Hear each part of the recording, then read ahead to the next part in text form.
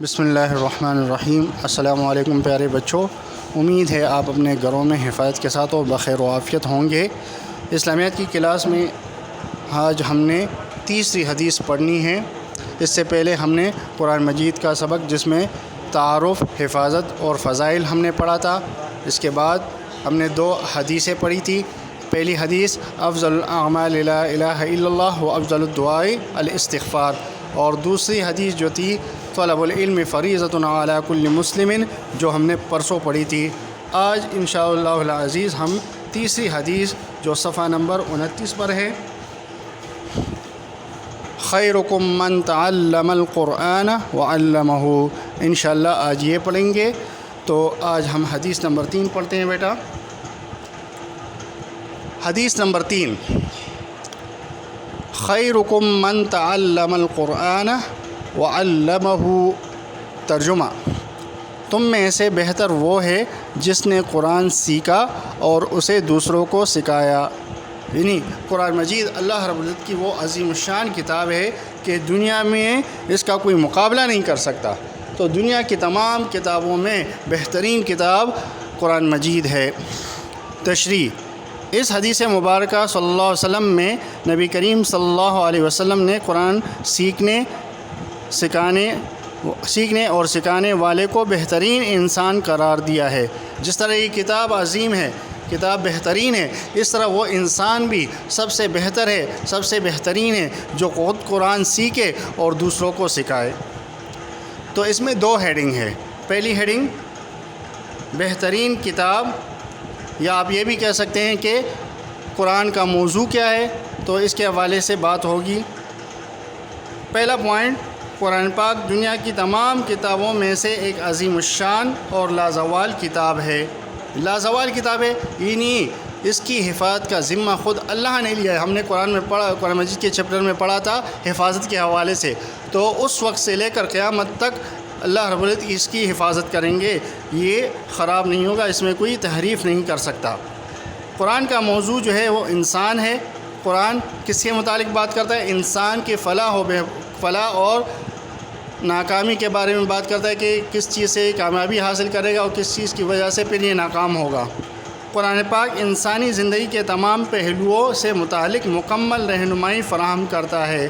یعنی قرآن مجید ایک ایسی کتاب ہے جس میں انسان کی ضرورت کی تمام باتیں موجود ہیں، چاہے وہ دنیاوی باتیں ہو چاہے آخرت کی باتیں ہو، دونوں باتیں اس میں موجود ہیں۔ اس کے علاوہ دنیاوی معاملات ہو یا اخروی یعنی آخرت، معاشی ہو یا معاشی مسائل ہو کہ اس طرح انسان کمائے گا پھر خرچ کرے گا، یا معاشرتی ہو کہ ایک دوسرے کے ساتھ ان کے رویے کس طرح ہوں گے، سیاسی ہو یا سائنسی، سب کے بارے میں قرآن مکمل رہنمائی فراہم کرتا ہے۔ یعنی قرآن مجید ایک ایسی کتاب ہے جو اس کو سیکھے اور اس کو سمجھنے کی کوشش کرے تو اس کی دنیا اور آخرت کی دونوں کامیابی ممکن ہے۔ الغرض، قرآن رہنمائی اور معلومات کا بہترین خزینہ ہے، یعنی خزانہ ہے۔ جس طرح خزانہ میں لوگ مال و دولت جمع کرتے ہیں، تو اس طرح قرآن عظیم الشان ایک ایسی کتاب ہے جس سے انسان کی دنیا بھی اچھی ہو سکتی ہے اور اس کی آخرت بھی اچھی ہو سکتی ہے۔ قرآن تمام بنی نوع انسان کے لیے دائمی ہدایت کا بہترین ذریعہ ہے۔ اب یہ قرآن جب نازل ہوا تو اس وقت سے لے کر قیامت تک آنے والے جتنے بھی لوگ ہوں گے اس سے مستفید ہوں گے اور اسی سے ہدایت پائیں گے۔ ہمیں چاہیے کہ قرآن کو پڑھے، سمجھے اور اس پر عمل کرے، اور دوسروں کو بھی اس پر عمل کرنے کی ترغیب دے، یعنی خود بھی اس کو سیکھے اور دوسروں کو بھی سکھائے اور پھر اور لوگوں سے کہے کہ اس کو سیکھنے کی کوشش کرے۔ تو یہ بہترین کتاب تھی یا قرآن کا موضوع تھا۔ اب بہترین انسان، اللہ تعالیٰ نے انسان کو علم اور عقل کی بنیاد پر اشرف المخلوقات کا درجہ دیا ہے۔ تو تمام مخلوقات میں بہترین مخلوق کون سی ہے؟ وہ انسان ہے۔ جو مسلمان خود قرآن سیکھے اور اسے دوسروں کو سکھائے تو اس کا درجہ اشرف المخلوقات میں بھی اشرف ہو جاتا ہے۔ یعنی جو قرآن کی تعلیمات پر عمل کرے اور نبی کریم صلی اللہ علیہ وسلم کی سنت پر عمل کرے، گویا کہ اس کا درجہ فرشتوں سے بھی بلند ہو گیا۔ اقوال رسول صلی اللہ علیہ وسلم، ان نبی کریم صلی اللہ علیہ وسلم نے جو قرآن پڑھتے ہیں، سیکھتے ہیں اور دوسروں کو سکھاتے ہیں، تو ان کے بارے میں اللہ کے رسول نے کیا فرمایا ہے؟ القرآن من سنتی، ترجمہ قرآن میری سنت یعنی راستہ اور طریقہ ہے، کہ جو قرآن کو سیکھتا ہے گویا کہ وہ میری طریقے پر عمل کرتا ہے۔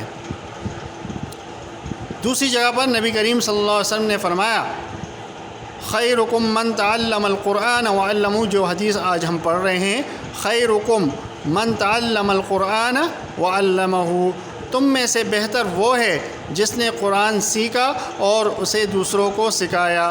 تو گویا کہ جس طرح قرآن عظیم الشان بہترین کتاب ہے، تو وہ انسان بھی بہترین ہے جو خود قرآن سیکھے اور اس پر عمل کرے۔ تو دیکھیں بیٹا، قرآن مجید اللہ رب العزت نے حضور صلی اللہ علیہ وسلم پر نازل کی، تو تمام انبیاء کے امام کون کہلائے؟ نبی کریم صلی اللہ علیہ وسلم۔ پھر جس مہینے میں یہ نازل کیا گیا وہ مہینہ تمام مہینوں کا سردار ہو گیا، جس شہر میں نازل کیا گیا وہ شہر تمام شہروں کا سردار ہے، اور جس رات یہ نازل کی گئی وہ رات 1000 مہینوں سے بہتر ہے۔ تو جس کے ساتھ بھی قرآن کا تعلق ہو جائے، قرآن اٹیچ ہو جائے، تو گویا کہ وہ بھی بہترین اور کامیاب انسان ہے۔ اللہ تعالیٰ بہت سی قوموں کو قرآن کریم کی وجہ سے سربلندی عطا فرمائے گا، یعنی جن لوگوں نے قرآن پر عمل کیا اور جو قرآن پر عمل کرتے ہیں، تو اللہ رب العزت ان کو سربلندی اور کامیابی عطا فرمائے گا، دنیا میں بھی اور آخرت میں بھی۔